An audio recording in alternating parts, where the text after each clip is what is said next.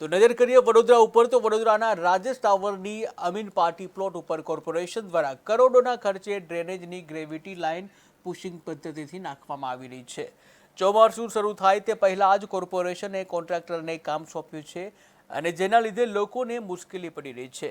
ત્યારે કોન્ટ્રાક્ટર દ્વારા drainage line માટે મોટા મોટા ખાડા ખોદી દીધા છે અને તેને ફરતે બેરિકેટિંગ કરી સેફટી પટ્ટી પણ બાંધી છે, પરંતુ આખો ખાડો વાહન ચાલકો માટે બેરિકેટિંગ કરી બંધ નથી કર્યો।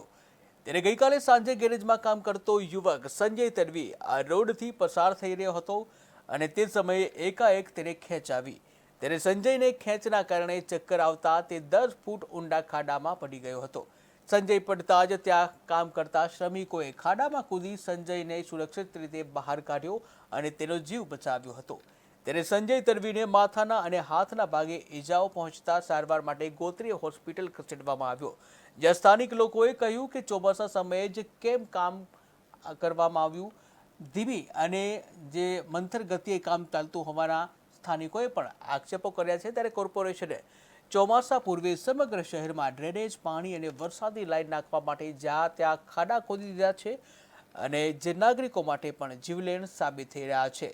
ડ્રેનેજ માટે ખોદેલા ખાડામાં પડ્યા બાદ સદનસીબે યુવકનો જીવ તો બચી ગયો છે, પરંતુ ચોમાસામાં વરસાદ શરૂ થાય તે પહેલા ખોદેલા ખાડા પૂરવામાં નહીં આવે અને કામ સરખી રીતે નહીં કરવામાં આવે તો અનેક નાગરિકોના જીવ જઈ શકે છે।